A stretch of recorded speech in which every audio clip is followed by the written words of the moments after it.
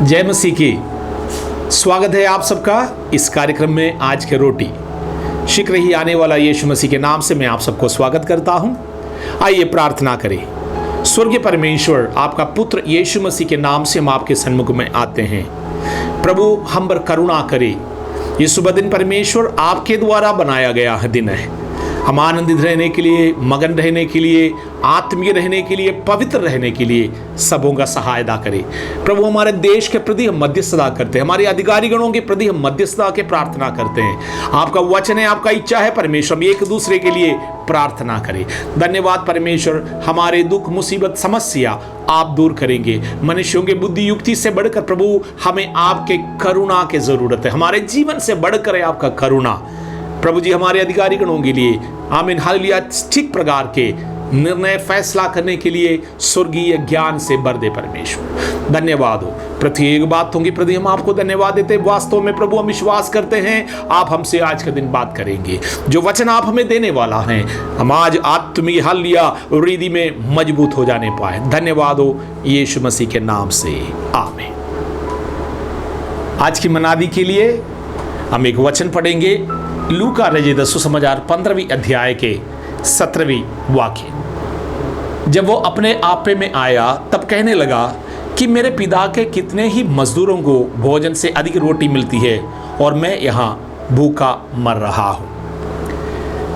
एक पिता और उनके दो पुत्रों के बारे में यीशु मसीह एक दृष्टांत के द्वारा लोगों से बात कर रहा था।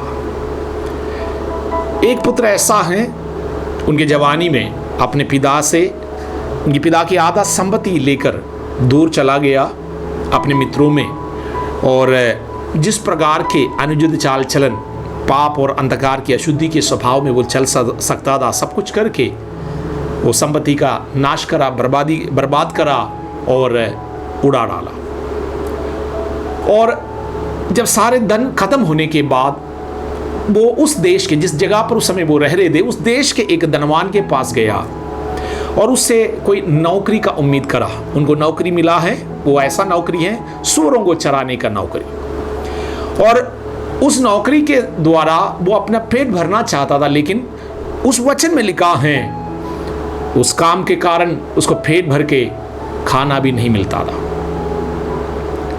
ऐसे में वो सोचने लगा मैं अपने पिता के घर में वापस जाऊंगा। लेकिन इस समय पर हम सोचे, अनेकों लोगों के बीच में, अनेकों परिवार में माँ बाप के बच्चों के आपस में लड़ाई झगड़ा होता है। कई लोग इस प्रकार कसम खाते हैं जब तक सूर्य उदय होगा उनके साथ हमारा कोई लेन देन नहीं होगा। इस प्रकार के कठिन कसम खाते हैं। लेकिन ये लड़का इतना सब कुछ करने के बाद, उनका जीवन बर्बाद करने के बावजूद अपने पिता का नाम लेता। उसका कारण वो खुद ही बताते हैं, मेरे पिता के भवन में अनेकों नौकर हैं, उनके जैसा भी अगर मेरा पिता मुझे रखेंगे मैं खुशकिस्मत हूँगा। कारण जब ये बालक अपने पिता के घर में रहते थे, इसने अपने पिता के स्वभाव को देखा होगा, नौकरों के साथ किस प्रकार वो पेश आते हैं। वहाँ लिखा है नौकरों को भोजन की कभी कमी होने नहीं देता था, नौकरों से अनाप शनाप की बातें नहीं करते थे। मतलब एक उत्तम रिश्ता बनाए रखने वाला एक पिता।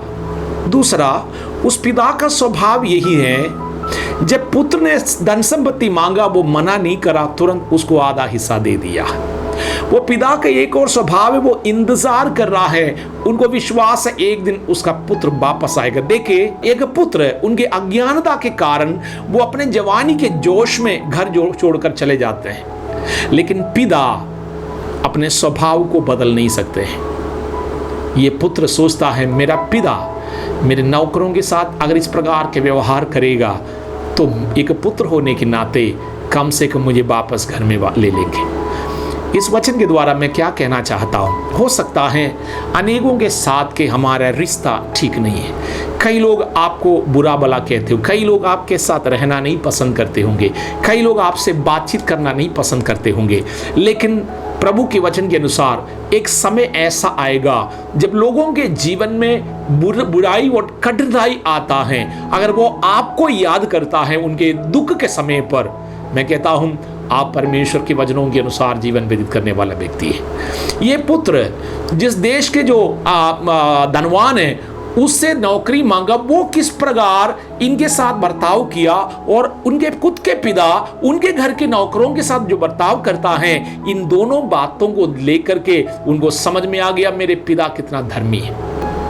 एक समय आएगा लोग याद करेंगे, जैसे मैंने कहा, लोगों के कष्ट, दुख और मुसीबतों के दिनों में आपको अगर याद करते हैं, आपको हालेलुया आपके पास वो आना चाहेंगे, उसका मतलब वास्तव में परमेश्वर का स्वभाव है आपके अंदर। पिता पुत्र के लिए इंतजार करता है, पुत्र पिता के स्वभाव को याद करता है। इसलिए आज के दिन आपके लिए बड़े आशीष का दिन रहे, हमारा स्वभाव भी इस प्रकार के रहे। धन्यवाद परमेश्वर इन वचनों के लिए। सबको आप आशीष दे, हमारे स्वभाव में बदलाव आए। एक उत्तम पिता आमीन हालेलुया जिस प्रकार अपने नौकरों के साथ व्यवहार करते हैं, प्रभु जी हमारे स्वभाव हमारे परमेश्वर का स्वभाव होने पाए, यीशु मसीह के नाम से आमीन।